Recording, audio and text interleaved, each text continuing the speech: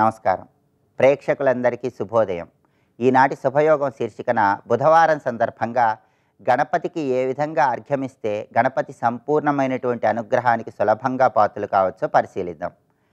గణపతికి అర్ఘ్యమిచ్చేటప్పుడు బెల్లపు పానకంతో గణపతికి అర్ఘ్యం ఇవ్వటం ద్వారా బుధవారం నాడు గణపతి సంపూర్ణమైన అనుగ్రహానికి పాత్రులై విఘ్నాలను తొలగింపజేసుకొని కార్యసిద్ధిని పొందవచ్చు.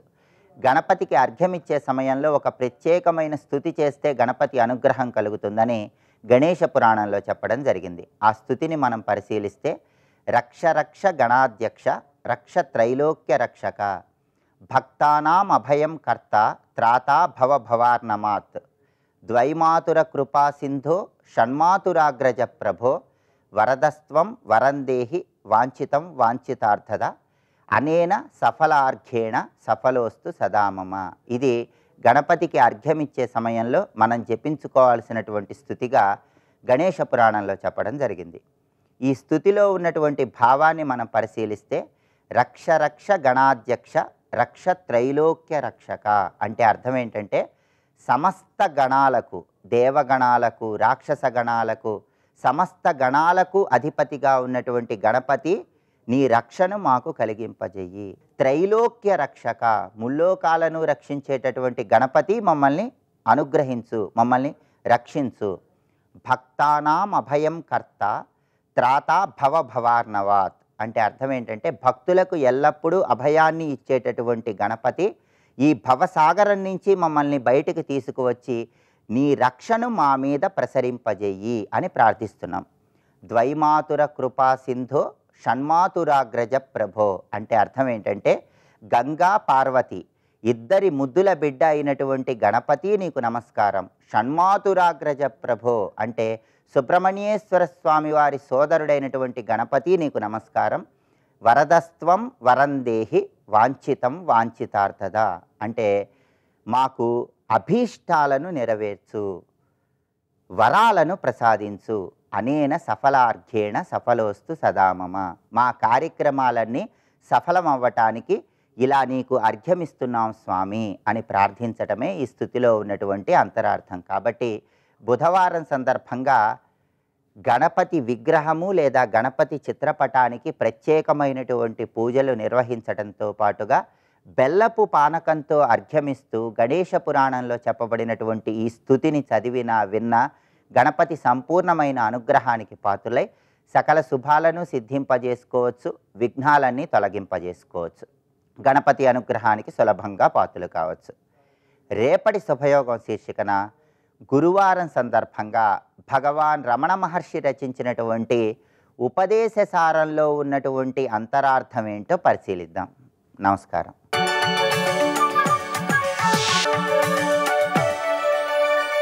నందకిశోర నవనీత చోర నాద విహార శ్రీధర నందకిశోర నవనీత చోర నాద విహార శ్రీధర.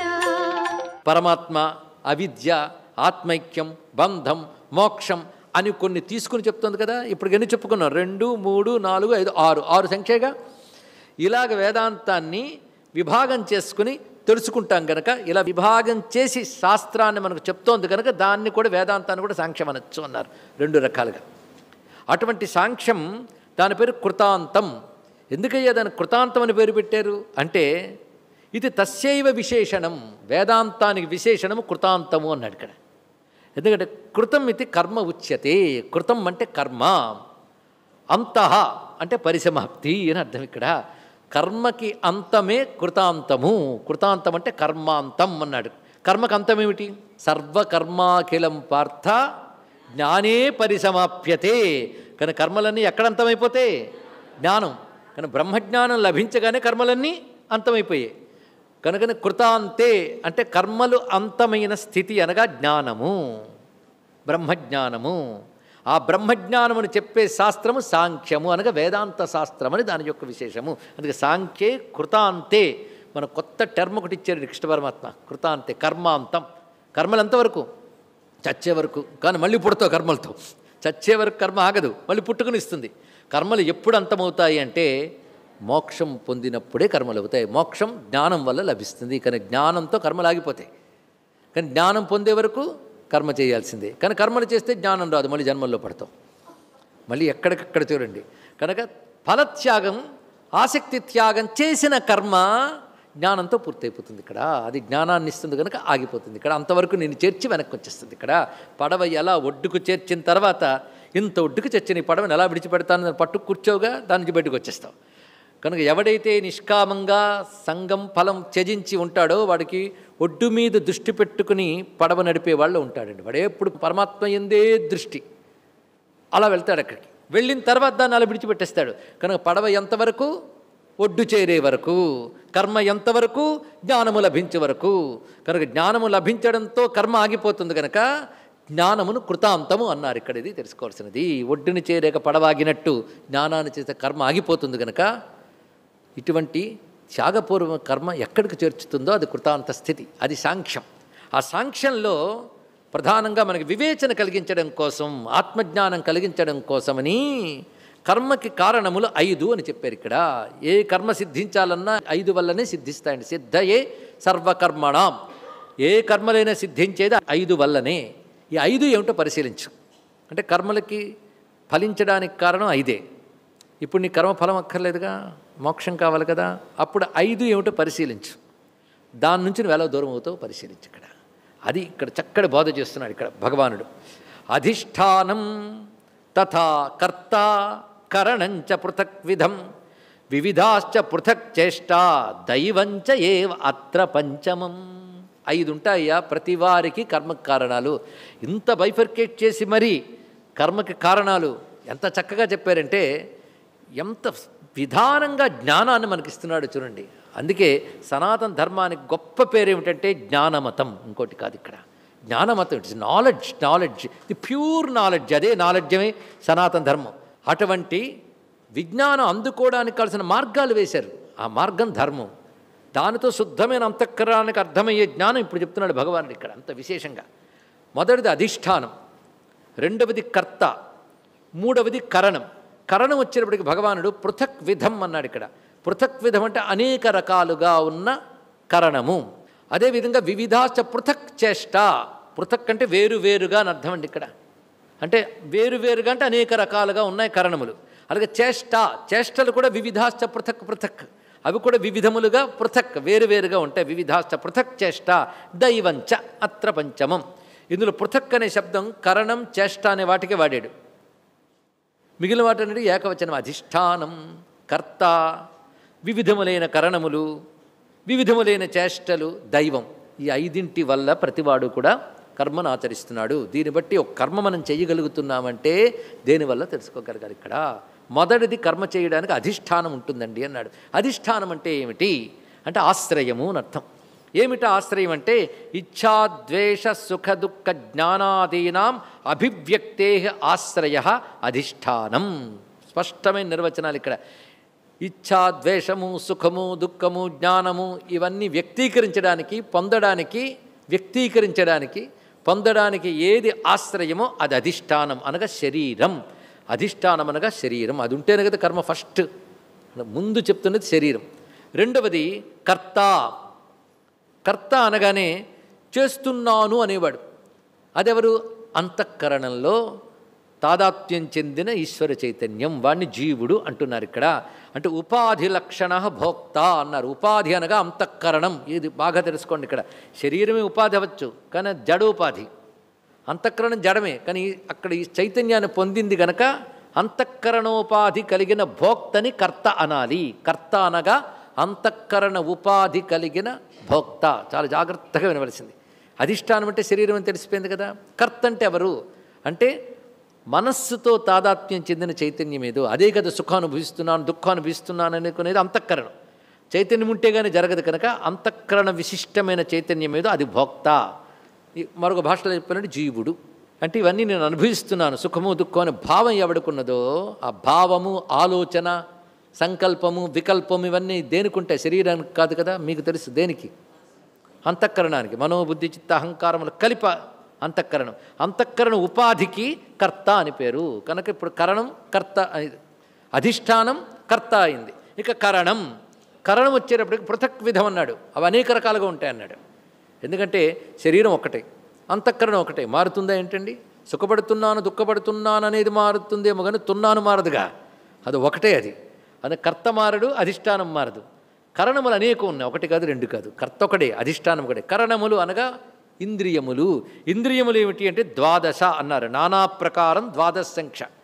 12 సంఖ్య అవి మళ్ళీ నానా ప్రకారాలు. అంటే 12 ఇంద్రియాలు కానీ పనులు ఎన్నో. ఒక్క కంటితో ఎన్ని పనులు చేస్తున్నాం, ఒక్క చెవితో ఎన్ని పనులు చేస్తున్నాం. అందుకే పృథక్ అనే మాటకి, విధం అనే మాటకి నానా ప్రకారం 12 సంఖ్య అయిన ఇంద్రియాలు. మొత్తం 12 ఇంద్రియాలట. 12 ఇంద్రియాలంటే ఇక్కడ చెప్తున్న ప్రకారం ఏవి యాక్టివ్గా ఉన్నాయో పరిశీలించండి. జ్ఞానేంద్రియాలు, కర్మేంద్రియాలు ఎన్నయ్యే? 10. మనోబుద్ధులు 12. ఈ 12 కరణములు అంటారు. అధిష్టానం, కర్త, కరణములు. ఇక చేష్ట, చేష్టలు. చేష్టలు అంటే తెలిసిపోతుంది కదా, క్రియలు. ఈ చేష్టలు అనేకం ఉన్నాయన్నాడు. కానీ చేష్టలు అనే మాటకు భగవత్పాల్ వారు చెప్తున్నారు, వాయవీయాహ ప్రాణాపానాదయ అన్నారు. ఇక్కడ ప్రాణాపాన వ్యానోదాన, ప్రాణములకే చేష్టలని పేరు. ప్రాణం లేకపోతే ఇంద్రియాలకు చేష్ట లేదండి. ఈ చేష్టలు అనేకంగా ఉంటాయి. అసలు ప్రాణ శబ్దానికే చేష్ట కలిగించున్నది అని అర్థం. ప్రాణితి చేష్టాంకరోతిథి ప్రాణ అని. ఈ మొత్తం 5 ప్రధాన వాయువులు, 5 ఉపవాయువులు అందరికీ తెలిసినవే. ప్రాణాపాన వ్యాన ఉదాన సమానములు, నాగకుర్మ కృకర దేవదత్త ధనంజయములు. ఈ 10 ప్రాణములే చేష్టలు గనక ఈ చేష్టలే ఆపాదమస్తకం నడుస్తున్నాయి మనకి ఎప్పుడు కూడా. ఇవి పృథక్. మరి 10 అంటే ఎక్కువే కదా, కనుక వీటిని చేష్టలు అన్నారు ఇక్కడ. స్వస్తి.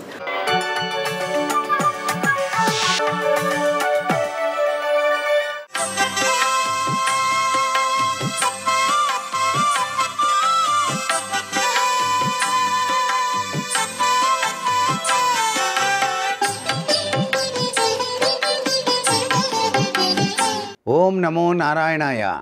ఓం నమః శివాయ. శ్రీమాత్రే నమః. ఈరోజు వైశాఖ శుద్ధ అష్టమి. ఈ వైశాఖ శుద్ధ అష్టమి నాడు జాతకరీత్యా రాహుగ్రస్త బాధలతో కొట్టుమిట్టాడేటువంటి వాళ్ళు దుర్గాదేవిని ఆరాధన చేయటం వలన అద్వితీయమైనటువంటి అభివృద్ధి కలుగుతుంది. దుర్గా సప్తశ్లోకి పఠనం చేయటం, దుర్గాదేవి యొక్క ఆలయానికి వెళ్ళి రాహుకాలంలో నిమ్మకాయ డొప్పలతో నూనె వేసి దీపారాధన చేసి, ఎరుపు రంగు గాజులు, రెవిక గుడ్డ ఉంచి ఒక తీపి పదార్థాన్ని నైవేద్యంగా సమర్పించటం. ఇలా గనక చేసినట్లయితే రాహుగ్రస్త దోషభూయిష్టమైన ప్రభావాల నుంచి బయల్పడి దుర్గాదేవి యొక్క దివ్యవంతమైన అనుగ్రహంతో చక్కటి జీవన విధానాన్ని కొనసాగించడానికి, ఆరోగ్యప్రదమైనటువంటి జీవన విధానాన్ని కొనసాగించడానికి ఆస్కారాన్ని ఆ అమ్మలగన్న అమ్మ దుర్గాదేవి అనుగ్రహిస్తుంది అని చెప్పేసి శాస్త్రం. అంతేకాకుండా రాహుగ్రస్త ప్రభావం ఎంతటి వారికైనా కూడాను కించిత్తు మానసిక అశాంతిని కలిగిస్తుంది. ఆ అశాంతిని తొలగించుకొని ఆరోగ్యప్రదమైనటువంటి జీవన విధానాన్ని కొనసాగించాలంటే ఈ సుదినాన తప్పనిసరిగా వైశాఖ శుద్ధ అష్టమి నాడు అమ్మవారిని ఆరాధన చేయాలి. అంతేకాకుండా అమ్మవారికి ప్రీతిపాత్రమైనటువంటి పులిహోర, గారెలు, దద్దోజనం మొదలైనటువంటివి కూడాను నైవేద్యంగా సమర్పించి 10 మందికి కనుక పంచిపెట్టినట్లయితే తల్లి యొక్క దివ్యవంతమైన అనుగ్రహం వలన అనేక రంగాలలో అద్వితీయమైన అభివృద్ధిని సాధించవచ్చు. గ్రామ దేవతల్ని కూడాను ఈరోజు పూజ చేయాలి. గ్రామ దేవత ఆరాధన కూడా చాలా గొప్పదిగా విశిష్టంగా చెప్పారు. పోలేరమ్మ, పెద్దమ్మ, పెద్దింటమ్మ, ఇలా వివిధ రకాలైన గ్రామ దేవతలు కూడాను అమ్మవారి స్వరూపాలే కదా. ఆ తల్లి ఏ పేరును పిలిచినా కూడా పలుకుతుంది. అందుకనే గిరిజా హైమవతి ఉమా గిరిసుత క్లింకారిణి ఎద్రిజా పరమా పావని పార్వతీ తృణనైనా పర్ణాపరా శైలజ. ఏ పేరున పిలిచినన్ పలుకుమా మా బోంట్లతో శాంకరీ అంటూ ఆ తల్లిని పలు విధాలుగా ధ్యానం చేసి మనం తరిద్దామా? సర్వే జనా సుఖినో భవంతు.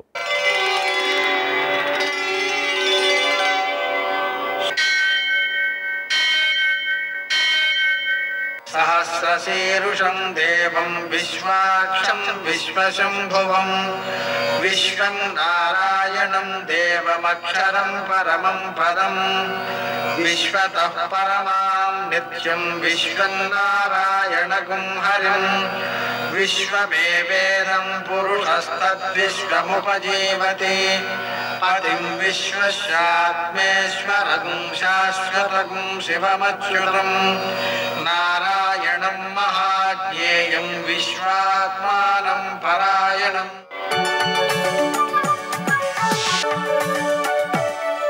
సూర్యశౌర్యమథేందురింద్రపదవీ సన్మంగళం మంగళం. ఆపదామపహర్తారం దాతారం సర్వసంపదాం లోకాభిరామం శ్రీరామం మోక్షదంతం నమామ్యహం. నేటి కాలమాన విశేషాలను గమనిద్దాం. స్వస్తి శ్రీ చాంద్రమాన క్రోధినామ సంవత్సరం ఉత్తరాయణం వసంత ఋతువు వైశాఖ మాసం శుక్లపక్షం బుధవారం. సూర్యోదయం 5:48, సూర్యాస్తమయం 6:37. తిథి అష్టమి పూర్తిగా ఉంది. నక్షత్రం ఆశ్లేష మధ్యాహ్నం 3:27 వరకు. వర్జం తెల్లవారుజామున 4:51 ప్రారంభమవుతోంది. అది మరుసటి రోజు ఉదయం 6:38 వరకు ఉంటుంది. దుర్ముహూర్తం మధ్యాహ్నం 11:47 నుంచి 12:38 వరకు. అమృతకాలం మధ్యాహ్నం 1:42 నుంచి 3:27 వరకు. రాహుకాలం బుధవారం కాబట్టి మధ్యాహ్నం 12 నుంచి 1:30 వరకు. అష్టకవర్గు రీత్యా శుభప్రదమైన సమయం ఉదయం 10 గంటలకు. నేటి విశేషం బుధవారం, అలాగే బుధాష్టమి. త్రిద్యుస్పృక్ అంటే ఒకే తిథి 3 రోజుల్లో సంబంధం కలిగి ఉంటుంది. అంటే ఇవాళ పూర్తిగా ఉంది, సూర్యోదయానికి ముందుంది, రేపు సూర్యోదయం తర్వాత కూడా ఉంది. అందుకని 3 రోజుల యొక్క స్పర్శ ఈ తిథికి కలుగుతోంది. ఆ కారణంగా ఈరోజు చేసేటువంటి ధార్మిక కృత్యాలు విశేషమైన సత్ఫలితాలను ఇస్తాయి. అలాగని అపరాజితా పూజ చాలా చాలా ముఖ్యమండి. ఏమిటంటే మనకు విజయం అనేటువంటిది, అపరాజితత్వం అనేటువంటిది కొంత భిన్నమైనవి. ఘర్షణ వచ్చాక విజయం వస్తే అది విజయం, ఘర్షణ వచ్చే అవకాశమే లేని ఎదుగుదల అపరాజితత్వం. ఉదాహరణకి ఆ రంగంలో అతడే చాలా చాలా గొప్పవాడు, అతనితో మనం పోటీకి వెళ్ళేటువంటి పరిస్థితే లేదు, ఏ ఒక్కరూ పోటీ పడని పరిస్థితి ఏదైతే ఉందో అది అపరాజితత్వం. కాబట్టి ఈ అపరాజితత్వం అనేటువంటిది అంత ముఖ్యమైనది. కాబట్టి ఆమెను ఆరాధించుకోవడం చాలా మంచిది. అలాగనే ఈరోజు ఉన్న విశేషాల్లో బుధాష్టమి ఉంది కాబట్టి నదీ స్నానం చేయడం, దానం చేయడం, దుర్గాదేవిని పూజించడం, ఇవన్నీ కూడా చాలా ఉత్తమ ఫలితాలను అందజేస్తూ ఉంటాయి. అందుకని ఇటువంటి సత్ఫలితాలనిచ్చేటువంటి, అక్షయ ఫలితాలనిచ్చేటువంటి సమయాలను సద్వినియోగం చేసుకోవడం చాలా అవసరం. నేటి ఆణిముత్యాలు.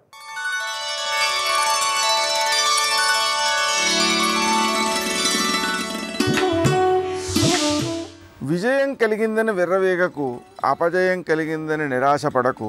విజయమే అంతం కాదు, అపజయం తుదిమెట్టు కాదు.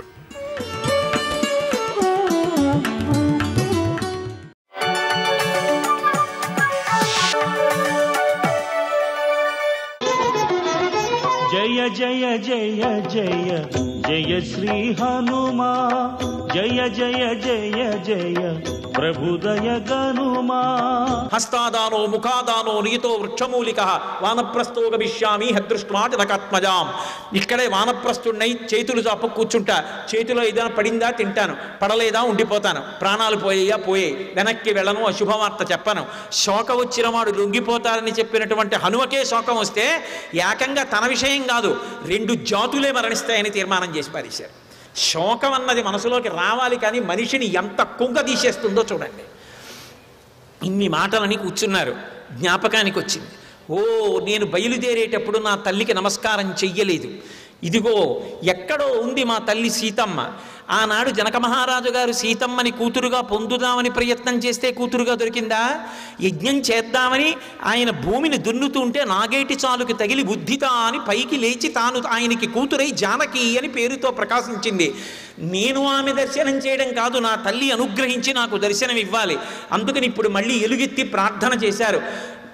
నమోస్తు రామాయ సలక్ష్మణాయ దేవ్యై చ తస్యై జనకాత్మజాయై నమోస్తు రుద్రేంద్ర యమానిలేభ్యో నమోస్తు చంద్రార్కమరుద్గణేభ్యః సిద్ధిం మే సంవిధాస్యంతి దేవాస్సర్షి గణాస్త్విహ బ్రహ్మా స్వయంభూర్భగవాన్ దేవాశ్చైవ దిశంతు మే సిద్ధిమగ్నిశ్చ వాయుశ్చ పురుహూతశ్చ వజ్రభృత్. అలాగే వరుణ పాశహస్తశ్చ యస్యాత్మానౌ సృజస్య స అశ్వినౌ చ మహాత్మానౌ మరుత సర్వయేవ చ సిద్ధిం సర్వాణి భూతాని భూతానాం చైవయ ప్రభు దాస్యంతి మమయేఛాన్యే హెదృష్ట్వా పదిగోచరాః అని ప్రార్థన చేశారు. నమోస్తు రామాయ సలక్ష్మణాయ, లక్ష్మణస్వామితో కలిసి ఉన్నటువంటి రామచంద్రమూర్తికి నమస్కరిస్తున్నాను. భాగవతులతో కలిసి ఉన్నటువంటి భగవానుడు పరమప్రసన్నుడై ఉంటాడు. అందుకని అది ఉపాసన రహస్యం. ఏదో శివపూజ చేస్తున్నాను అనుకోండి, ఒక్క శివుణ్ణి పిలిచేసి వెంటనే ఆహ్వానం చేయరు. గంట కొట్టి నంది భృంగిరట వీరభద్ర చండీశ్వర ప్రబల ముఖ్య మహాగణేభ్య అని ఆ పరివారం అంతటితో ఉన్నటువంటి శివుడు వచ్చి కూర్చోవాలని పిలుస్తారు. అలా నమోస్తు రామాయ సలక్ష్మణాయ దేవ్యై చ తస్యై జనకాత్మజాయై. అమ్మా, నువ్వు జనకాత్మజగా నీ అంత నువ్వు ప్రకాశించావు. జనకుడు కావాలంటే నువ్వు దొరకలేదు. దేవ్యై చ తస్మై, అమ్మా నువ్వు అనుగ్రహిస్తే నాకు దర్శనమిస్తావు. నేను కోరుకుంటే దర్శనమిస్తావా అమ్మా? అమ్మా అనుగ్రహించి కనపడమ్మా. హనుమకి సీతమ్మ దర్శనమైందన్న కీర్తిని నాకు కట్టపెట్టమ్మా. దేవ్యై చ తస్యై జనకాత్మజాయై నమోస్తు రుద్రేంద్ర యమానిలేభ్యో నమోస్తు చంద్రార్కమరుద్గణేభ్యః. మరుద్గణాలకి రుద్రగణాలకి అన్నిటికీ నమస్కారం చేస్తున్నాను. బ్రహ్మ స్వయంభూ చతురాననోవా, బ్రహ్మగారు స్వయంభూ, ఆయనకి అశ్వినీ దేవతలకి వరుణుడికి అందరికీ సమస్త భూతకోటికి నమస్కారం చేస్తున్నాను. వీళ్ళందరూ నన్ను అనుగ్రహించి సీతమ్మ యొక్క దర్శనం నాకైందనేటటువంటి కీర్తి నాకు కల్పించుగాక. సీతమ్మ నాకు దర్శనమిచ్చి నన్ను అనుగ్రహించమ్మా అని ప్రార్థన చేశారు. ఇలా చూసేటప్పటికీ అప్పటి వరకు కనపడనటువంటి అశోకవనం మామిడి చెట్ల తోపు వెనక కనపడింది. మామిడి చెట్లు ఊగే. ఓ, ఈ మామిడి చెట్ల వెనక అశోకవనం ఉంది, ఇది నేను వెతకలేదు, ఇక్కడ నా తల్లి ఉండి తీరుతుందని పరమ సంతోషంతో ఒక్క దూకు దూకి అశోకవనంలోకి వెళ్ళారు. పుష్పా వికీర్ణ శిశుభే హనుమాన్ మారుతాత్మజ. ఒక్కసారి ఆ దూకేటప్పటికిట చెట్ల మీద ఉన్నటువంటి పువ్వులన్నీ స్వామి మీద పడి పుష్పములతో కూడినటువంటి కొండ అన్నట్టుగా ఉన్నారు. మహర్షి ఆ అశోకవనం యొక్క వైభవాన్ని వర్ణిస్తారు. ఓ చోట ఎత్తుగా ఉంది, అక్కడి నుంచి ఓ సెలయేరు ప్రవహిస్తూ వచ్చేస్తోంది. పెద్ద పెద్ద చెట్లు ఆ సెలయేటి ఒడ్డున రెండు పక్కలా పెరిగాయి. వాటి కొమ్మలు నీళ్లలో ఇలా అడ్డంగా చేతులు పెట్టినట్టుగా ఉన్నాయి. ఆ ఇలా దిగొచ్చేసినటువంటి సెలయేరు ఈ కొమ్మలు అడ్డొచ్చి మళ్ళీ వెనక్కి తిరిగితే మహర్షి అన్నారు, అది ఎలా ఉంది అంటే ప్రసన్నామివ కాంతస్య కాంతాం పునరుపస్థితాం అన్నారు. ప్రియుడితో కలిసి ఎక్కడో పైన కూర్చున్నటువంటి ప్రియుడు ఏదో కొద్దిగా పరుషంగా హాస్యమాడితే కోపం వచ్చి తొడమించి దూకి వెనక్కి పరిగెత్తుకొచ్చేస్తుంటే చెలికెత్తెలు ఆపాటి హాస్యానికే అతన్ని విడిచిపెట్టి వెళ్ళిపోతావా అని చెప్పి చేతులు అడ్డుపెట్టి వెనక్కి పంపిస్తే మళ్ళీ వచ్చి తొడ మీద కూర్చున్న ప్రియురాలు ఎలా ఉంటుందో వెనక్కి వచ్చిన సెలయేరు చెట్ల కొమ్మలు తగిలి వెనక్కి తిరిగితే అలా ఉందన్నారు. అక్కడ కూడా ఏమి సౌందర్యమో, ఏమి వనాన్ని వర్ణిస్తారో మహానుభావుడు. సారామ రామమహిషి రాఘవస్య ప్రియాసతి వనసంచార కుశల నూనయేశ్వరి జానకి అంటారు. నా తల్లి వనసంచార కుశల. సంధ్యాకాలం అవుతోంది, చీకటి పడుతోంది, కాబట్టి సంధ్యావందనం చేయడానికి నా తల్లి తప్పకుండా వస్తుంది. బహుశः ఆ కాలంలో స్త్రీలు కూడా సంధ్యావందనాధికారం పొందారన్నమాట. కాబట్టి సంధ్యావందనానికి తప్పకుండా వస్తుంది అనుకుని అన్ని చెట్ల మీద తిరుగుతూ చివరికి ఒక శిశుపా వృక్షం మీదకి ఎక్కారు. ఆ శిశుపా వృక్షం మించి చూసేటప్పటికీ ఆ క్రింద చుట్టూ చూస్తే అశోకవనం, క్రింద ఎవరో ఉన్నట్లుగా అనిపించింది. ఒక్కసారి ఆ కొమ్మల్లోంచి కిందకి చూశారు. తతో మలిన సంవీతాం రాక్షసీభిః సమావృతాం ఉపవాస కృశాం దీనాం నిశ్వసంతీం పునః ఒక్కసారి చూసేటప్పటికీ ఇంత అన్వేషణ ఏ తల్లి కోసం చేశారో, ఏ జగన్మాతని అన్వేషిస్తున్నారో, ఏ సీతమ్మ కోసం రామచంద్రమూర్తి బెంగ పెట్టుకున్నాడో, ఏ సీతమ్మ కోసం కొన్ని కోట్ల వానరములు భూమండలమంతా తిరుగుతున్నాయో, అటువంటి సీతమ్మ తతో మలిన సంవీతాం, మలినమైనటువంటి బట్ట కట్టుకొని రాక్షసీభిస్సమావృతాం, రాక్షస స్త్రీల మధ్యలో నిశ్వసంతీం పునఃపునః, మళ్ళీ మళ్ళీ మళ్ళీ మళ్ళీ నిట్టూరుస్తూ దర్శనమిచ్చింది. సర్వం శ్రీ ఉమామహేశ్వర పరబ్రహ్మార్పణమస్తు. స్వస్తి.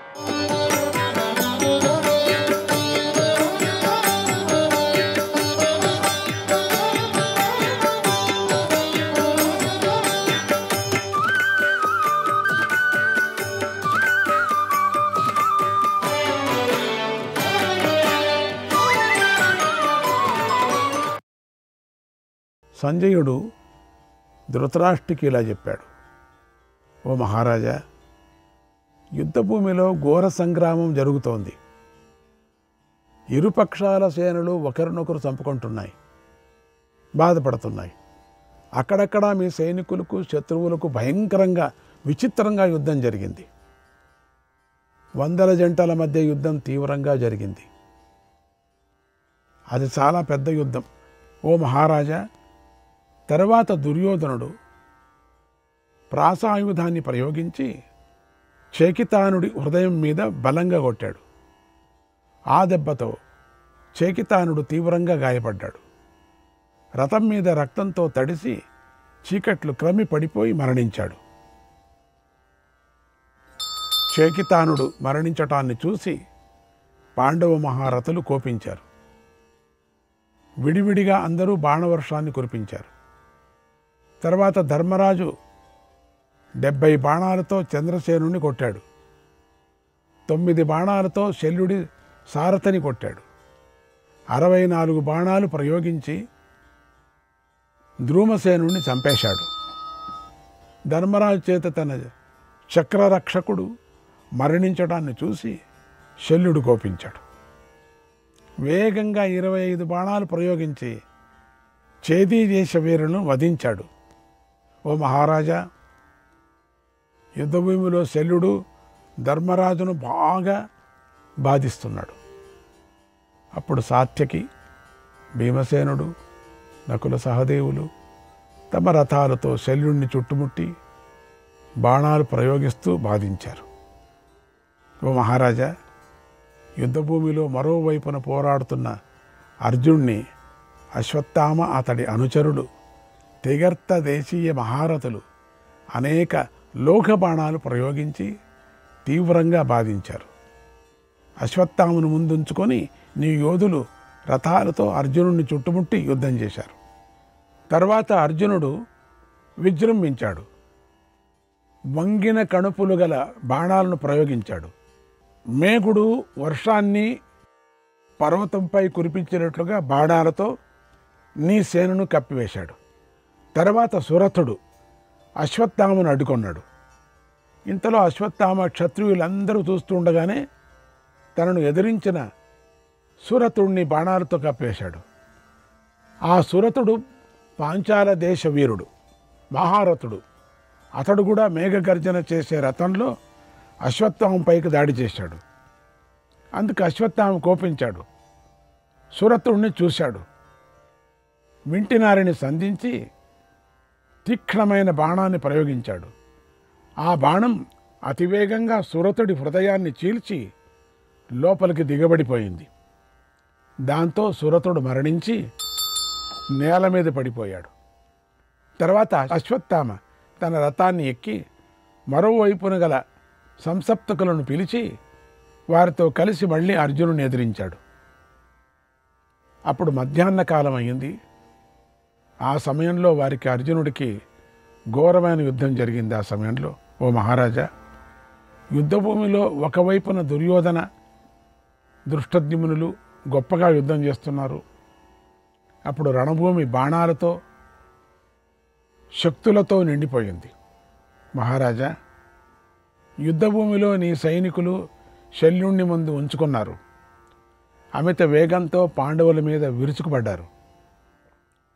పాండవ వీరులు కృష్ణార్జునులు చూస్తూ ఉండగానే భీముడు వారిస్తూ ఉన్నా సరే శల్యుడి యొక్క పరాక్రమానికి తట్టుకోలేక యుద్ధభూమిలో నిలబడలేకపోయారు. తర్వాత ధర్మరాజు శల్యుడి చేతిలో తమ సైన్యం నాశనమైపోవటాన్ని చూసి ఎంతో కోపించాడు. ఎంతో పౌరుషాన్ని వహించి విజయమో వీర మరణమో అని నిశ్చయించుకొని శల్యుడిని ఎదిరించాడు. తన సోదరును శ్రీకృష్ణుడిని సాత్వికని పిలిచి ధర్మరాజు ఇలా అన్నాడు, ఓ వీరులారా, భీష్మద్రోణ కర్ణుడు ఇతర రాజులు కౌరవపక్షంలో యుద్ధం చేసి మరణించారు. అప్పుడు మీరంతా ఉత్సాహాన్ని చూపించి పౌరుషాన్ని చూపించి మీ పనులను చక్కగా నిర్వర్తించారు. భాగో వశిష్ఠయే కోయం మమ శల్యో మకారతక శోకమద్య యుధాచేతుం ఆశంసే మద్రకాధిపం. ఇక నా భాగం మాత్రమే మిగిలింది. నా కోసమే ఈ శల్యుడు మిగిలిపోయాడు. ఇతడు నేను జయిస్తానని భావిస్తున్నాను.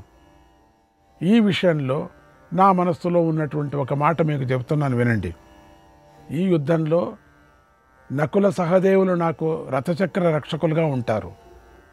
వారు ఇంద్రుడికి కూడా అజేయులు. వారు జయించరాని వారు. నకుల సహదేవులు చక్కగా క్షత్రియ ధర్మాన్ని పాటిస్తారు. గౌరవించదగినవారు, సత్యమైన ప్రతిజ్ఞ గలవారు. వారు నా కోసం తమ మామ అయిన శల్యుడితో తప్పకుండా యుద్ధం చేస్తారు. ఈ యుద్ధంలో శల్యుడు నన్నైనా చంపుతాడు, లేదా నేనైనా శల్యుడిని చంపుతాను.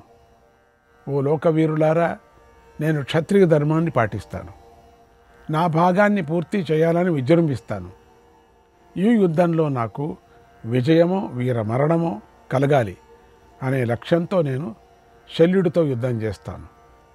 నా రథంలో ఎక్కువగా అస్త్రాలు ఇతర సామగ్రిని ఏర్పాటు చేయండి. సాత్యకి నా రథం యొక్క దక్షిణ చక్రాన్ని రక్షిస్తూ ఉంటాడు. దృష్టద్యుమ్నుడు ఉత్తర చక్రాన్ని రక్షిస్తూ ఉంటాడు. అర్జునుడు నా వెనుక భాగంలో ఉంటాడు. భీముడు నా ముందు భాగంలో ఉండి రక్షిస్తూ ఉంటాడు. ఇలా నేను చక్కని వ్యూహంతో శల్యుడి మించిపోతానేను అన్నాడు. వెంటనే సోదరులు ఆ మాటలు విని ధర్మరాజు చెప్పినట్టుగానే నడుచుకున్నారు. ఆ మాటలు విని పాండవ సేనకు, విశేషించి పాంచాల, సోమక, మత్స్య వీరులకు ఎంతో ఆనందం కలిగింది. తర్వాత ధర్మరాజు శల్యుణ్ణి ముట్టడించాడు. పాంచాల వీరులు శంఖాలు, బేరులు, వందల రకాల ఇతర వాద్యాలను మ్రోగిస్తూ సింహనాదాలు చేశారు. తర్వాత భీముడు ఒక క్షురప్రాన్ని ప్రయోగించి దుర్యోధనుడి సారథి శిరస్సును ఖండించాడు. దుర్యోధనుడి రథాశ్వాలు రథాన్ని తీసుకొని నలుదిక్కులకు పరిగెత్తాయి. అది చూసి నీ సైనికులకు ఆహాకారాలు చేశారు. అశ్వత్థామ నీ పుత్రుణ్ణి రక్షించాలని వేగంగా అటు పరిగెత్తాడు. కృపాచారి కృతవర్మలు కూడా నీ పుత్రుని రక్షించాలని వేగంగా వచ్చారు. అక్కడ వారి మధ్య ఘోర యుద్ధం జరిగింది. శ్రీకృష్ణాయ పరమాత్మనే నమః. 17వ అధ్యాయం. సంజయుడు ధృతరాష్ట్రకి ఇలా చెప్తున్నాడు, మహారాజా, రణభూమిలో శల్యుడు సింహంలాగా గర్జించాడు. శల్యుడి యొక్క ఆత్మబలం సంపన్నుడు, క్షత్రియుల్లో అంతా శ్రేష్ఠుడు. మేగుడిలాగా బాణవర్షాన్ని క్షత్రియ వీరులపై కురిపించాడు. 10 బాణాలతో సాత్యకిని కొట్టాడు. 3 బాణాలతో భీముణ్ణి సహదేవుణ్ణి గాయపరిచాడు. వేగంగా ధర్మరాజును బాధించాడు. ధర్మరాజుతో యుద్ధానికి దిగిన శల్యుణ్ణి చూసి భీముడు, సాత్యకి, నకుల సహదేవులు తమతో యుద్ధం చేయమని శల్యుణ్ణి పిలిచారు. శల్యుణ్ణి వారిస్తూ బాణాలతో కొట్టి ధర్మరాజును రక్షిస్తుండగా ధర్మరాజు శల్యుణ్ణి ఎదిరించాడు. అప్పుడు మద్రరాజు అయిన శల్యుడు ఎన్నో బాణాలను ప్రయోగించాడు. 2 బాణాలతో ధర్మరాజు ధనస్సును ముక్కలు చేశాడు. ధర్మరాజు అప్పుడు భయంకరమైన మరొక ధనస్సును పట్టుకున్నాడు. మధురరాజు 4 బాణాలు ప్రయోగించి ధర్మరాజు 4 గుర్రాలను కూడా చంపేశాడు. పాండవ యోధులను నాశనం చేయడానికై పూనుకున్నాడు. శల్యుడు ఇలా ధర్మరాజును ఓడిస్తూ ఉండటాన్ని చూసి భీముడు కోపించాడు. ఒక వేగవంతమైన బాణంతో అతడి యొక్క ధనస్సును భగ్నం చేశాడు. 2 బాణాలు ప్రయోగించి శల్యుడిని గాయపరిచాడు. మరొక బాణంతో శల్య సారథి శిరస్సును ఖండించాడు. శల్యుడి 4 గుర్రాలను కూడా వేగంగా వధించాడు. అప్పుడు ధర్మరాజు శల్యుడి పనులను స్మరిస్తూ ఇక నా భాగమే మిగిలింది అని భావించాడు. శ్రీకృష్ణుడు చెప్పిన ప్రకారంగా శల్యుడిని చంపాలని సంకల్పించుకున్నాడు. వెంటనే ధర్మరాజు ఒక శక్తిని పట్టుకున్నాడు. అది మణులు బంగారమయ దండంతో కూడింది. బంగారంలాగా ప్రకాశిస్తుంది. ధర్మరాజు దాన్ని ధరించి లోపల ఎంతో కోపించాడు. కళ్ళు పెద్దగా చేసి శల్యుడిని చూశాడు. శల్యుణ్ణి ధర్మరాజు పవిత్రమైన అంతఃకరణం గలవాడు, పాపరహితుడు. అలాంటి అతడే రోషంగా చూసిన కానీ శల్యుడి మాడి మైసైపోలేదు. అది నాకెంతో ఆశ్చర్యం కలిగింది. అంటే ధర్మరాజు చూసిన చూపుకి నిజంగా శల్యుడు మాడిపోవలసిందే కదా, అది ఎంతో ఆశ్చర్యం కలిగించింది అని అంటున్నాడు. తర్వాత ధర్మరాజు ప్రకాశించే శక్తిని మధురరాజు మీదుగా బలంగా ప్రయోగించాడు. అది నిప్పు కణాలను వెదజల్లుతూ ప్రళయకాలంలో ఆకాశం నుండి క్రింద పడే పెద్ద ఉల్కలాగా వేగంగా దూసుకొని వచ్చి శల్యుడి మీద పడింది.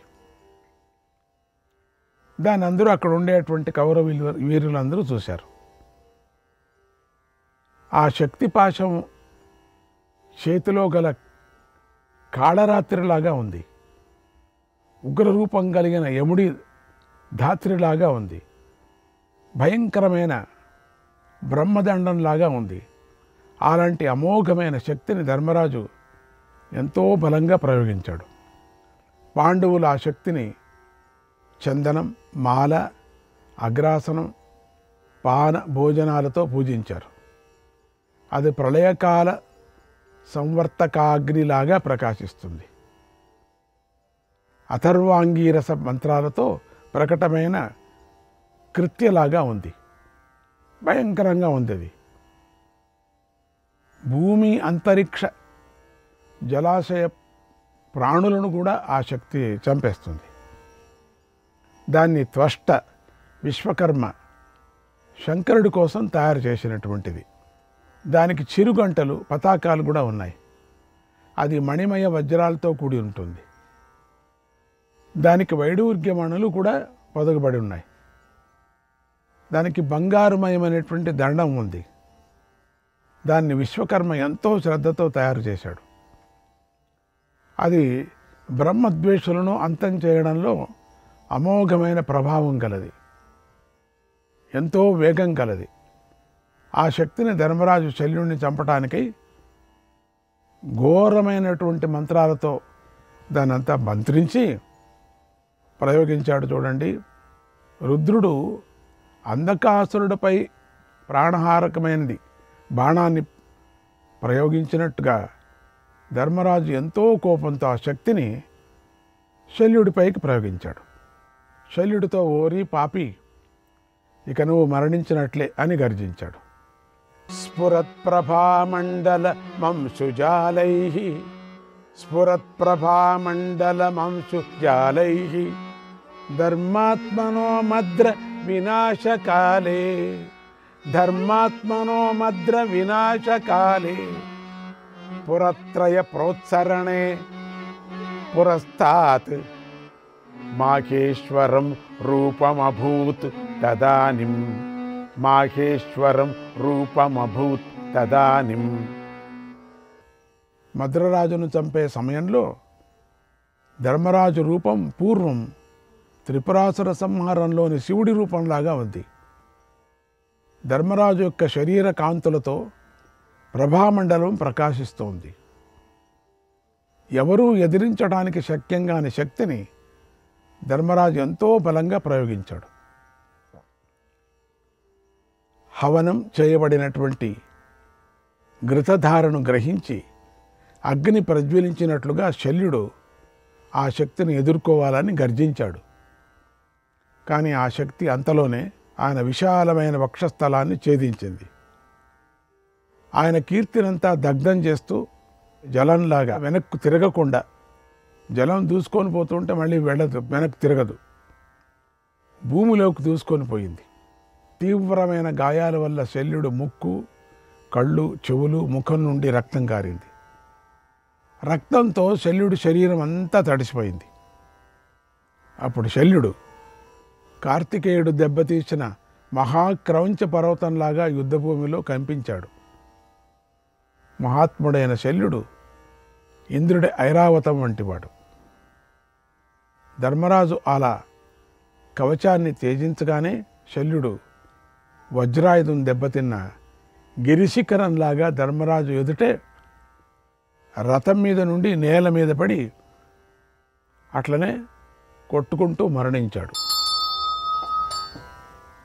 ధర్మయుద్ధంలో ధర్మరాజు చేతిలో అలా మరణించిన శల్యుడు యజ్ఞంలో యథావిధిగా హవిస్సును పొందాడు. శాంతించిన స్విష్టకృత్ అనే అగ్నిలాగా రణభూమిలో శాంతించాడు. శక్తి శల్యుడి హృదయాన్ని చీల్చివేసింది. ఆయుధాలు, ధ్వజాలు చిన్నాభిన్నమైపోయాయి. శల్యుడు మరణించాడు. అయినప్పటికీ శల్యుడిని ఆ కళ విడిచిపెట్టలేదు. తర్వాత ధర్మరాజు ఇంద్రధనస్సులాగా కాంతివంతమైన ధనుస్సును తీసుకున్నాడు. సర్పసంహారం చేసే గరుడులాగా పదునైన బాణాలతో శత్రువులను శరీరాన్ని నాశనం చేశాడు. క్షణకాలంలో రణభూమిలో శత్రు సంహారం చేశాడు. ధర్మరాజు బాణాలతో ఆవరించబడిన నీ సైనికులను వాళ్ళందరికీ కూడా ఏమీ కనిపించలేదు. ఒకరినొకరు గాయపరుచుకొని ఎంతో బాధపడ్డారు. శరీరం నుండి రక్తం కారుతూ ఉండగా వారు తమ ఆయుధాలను, జీవితాన్ని కూడా విడిచిపెట్టారు. శల్యుడు నేలకూలగా శల్యుడి తమ్ముడు వచ్చాడు. అతడు సకల గుణాల్లోనూ సోదరుడితో సమానమైనటువంటి వాడు. అతడు రథాన్నెక్కి ధర్మరాజును ఎదిరించాడు. తన సోదరుడి మరణానికి ప్రతీకారం తీర్చుకోవాలని శల్య సోదరుడు నేరుగా అనేక బాణాలతో ధర్మరాజును గాయపరిచాడు. ధర్మరాజు వేగంగా 6 బాణాలను ప్రయోగించి అతడిని హింసించాడు. 2 క్షురాలు ప్రయోగించి అతడి ధనస్సును, ధ్వజాన్ని ముక్కలు చేశాడు. తర్వాత దృఢమైన పదునైన బల్లంతో శల్య సోదరుడి శిరస్సును ఖండించాడు. అప్పుడు అతడి శిరస్సు రథం నుండి క్రింద పడింది. అది చూసిన నీ సైన్యం చెదిరిపోయింది. శల్యుడి తమ్ముడు విచిత్రమైన కవచంతో శోభిల్లుతూ ఉన్నాడు. అతడు మరణించగానే కౌరవ సేనలు ఆహాకారాలు చేస్తూ యుద్ధభూమి నుండి పారిపోయారు. మహారాజా, నువ్వు నీ పుత్రులతో కలిసి చేసిన దురాలోచన వల్లనే ఇలా ఘోరమైన యుద్ధం రణభూమిలో జరిగింది. ధర్మరాజు చేతిలో శ్రేష్ఠుడైన శల్యుడు మరణించాడు. అప్పుడు పాండవులందరూ ఒకచోట చేరి ఎంతో ఆనందించారు, శంఖాలు పూరించారు. శల్యుడి వధించినందుకు పాండవులందరూ ధర్మరాజును స్తుతించారు. అప్పుడు భూమి ప్రతిధ్వనించేలాగా ఎన్నో వాద్యాలను వాయించారు అన్నాడు సంజయుడు. శ్రీకృష్ణాయ పరమాత్మనే నమః. 18, 19వ అధ్యాయాలు. సంజయుడు ధృతరాష్ట్రుడికి ఇలా చెప్పాడు, ఓ మహారాజా, శల్యుడు ధర్మరాజు చేతిలో మరణించాడు. తర్వాత అతడి అనుచరులైనటువంటి 700 మంది రథికులు కౌరవసేన నుండి పారిపోయారు. ఆ సమయంలో దుర్యోధనుడు యుద్ధభూమిలో పర్వతం వంటి ఏనుగునెక్కి ఉన్నాడు. గొడుగును ధరించున్నాడు. సేవకులు వింజామరాలు వీస్తూ ఉండగా యుద్ధభూమికి వచ్చాడు. అప్పుడు యుద్ధభూమి నుండి మద్రదేశీయ వీరులు పారిపోతున్నారు. వారిని చూసి దుర్యోధనుడు కంగారు పడ్డాడు. వెళ్ళకండి, మీరెందుకు పారిపోతున్నారు, పారిపోకండి అని వారిని వారించాడు. యుద్ధభూమిలో నిలబెట్టడానికి చాలా ప్రయత్నించాడు. శ్రీకృష్ణాయ పరమాత్మనే నమః.